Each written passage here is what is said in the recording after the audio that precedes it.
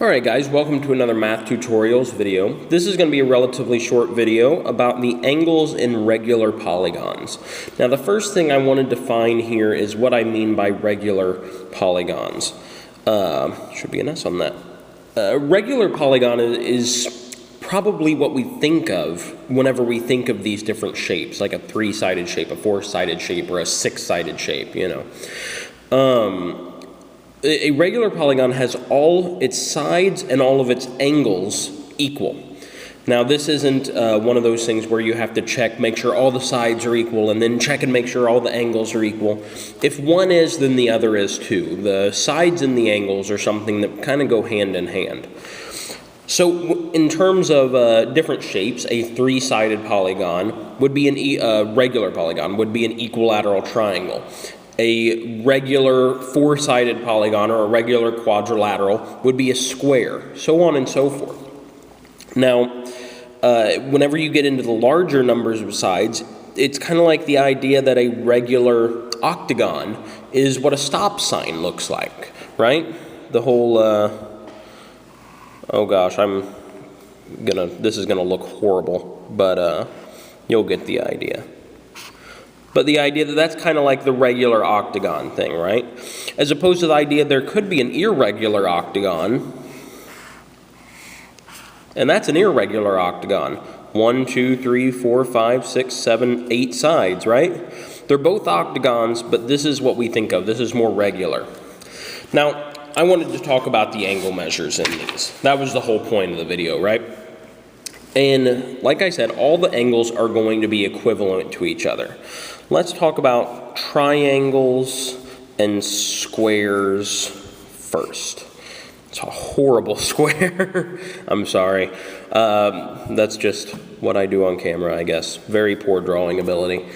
Anyway, there's an equation to find out how many degrees are inside of a regular polygon. Now, I'm sure most of you guys know inside of a triangle there are 180 degrees, right? And inside of a square there's 360 degrees. I'm sure we're mostly all familiar with that fact. But sometimes we get really big shapes and we're a little unsure how many degrees is there in a nonagon or a dodecagon or something like that, right? So we have a formula for that, and that formula is 180 times n minus 2. Now, n here stands for the number of sides that a polygon has. So in the case of a triangle, right, we could say 180 times 3 minus 2. 3 minus 2 is 1, and 180 times 1, of course, is just 180. Now this is going to work all the way through here. Let's say we want to find out a pentagon, right? A pentagon has 5 sides, of course. So we could say 180 times 5 minus 2, so 180 times 3, and we would get 540. And we would figure that out, that inside of a pentagon, there's 540 degrees. Now that's helpful information, but sometimes you more want individual angles, right? We want to know what just that angle's going to be equal to as opposed to what all of them added together is going to be equal to. Now, one thing I forgot to mention is that this right here, this interior angle sum, is going to apply to all polygons, not just regular ones. What I'm getting ready to talk about is strictly going to apply to regular polygons. But this sum of all the interior angles will apply to any given polygon of this number of sides. So if we did this for an octagon and we got some number of degrees, that same amount of degrees would be inside this octagon and inside that octagon. Anyway, so say we want to get an individual angle measure. We have an equation for that too, and it's not that different from this one. If we wanted to do this, if you think about it, then all of the angles are equal, right? So there, in this case, we have 4 equivalent angles. So if we take our sum of the angles equation and divide it by the number of angles in there, or the same as the number of sides, right, n, then we get the equation for an individual interior angle. So let's try this for the quadrilateral, right? 180 times n minus 2, or 180 times 4 minus 2, over n, or over 4. So we would end up with 180 times 2 over 4, 360 over 4, and we would get 90 degrees. So we would figure out that in each of these angles, in a regular quadrilateral, right, then there would be a 90-degree angle.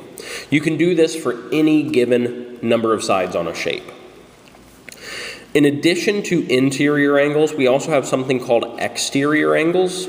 Exterior angles are essentially if we extended one of these sides just kind of outside of the shape, and then connected this interior angle to that side, but on the outside of the shape. That's what we call an exterior angle. Now, an exterior angle is always going to be supplementary to the interior. You can see how this interior angle starts on this side, goes out, gets to the exterior angle, and it ends on that same side right there. That's going to make it supplementary. So that's going to make those two equal 180 degrees. So we just found out this one in here is 90. So if we subtract that from 180, we're going to find out the one out there is 92. Let's do this for a triangle. Let's look at the exterior angle here. I'm going to extend that side out. Now we have the interior angle. We can do our equation, 180 times 3 minus 1 over 3, or n and n, right? So, 3 minus 2, goodness. So 180 times 1 over 3, so 180 over 3, or 60, right? So we figure out that angle is 60. Now if we have this exterior angle that comes around and connects back to there, 180 together, right? They're supplementary angles. So 180 minus 60, we get 120 for this exterior angle. Every regular polygon is going to have an interior angle and exterior angle, and it's also important to know the sum of the angles measures within it. So I always like to just make a chart that says the number of sides, the sum of the interior angles, individual interior, individual exterior. I find that it helps me out a lot, especially whenever I get to a lot of repetitive questions about angle measures and the like. If you have any questions about this, feel free to let me know in the comments, or you can visit my blog, mrmathclass.blogspot.com. And yeah, thanks for watching. I'll see you guys next time.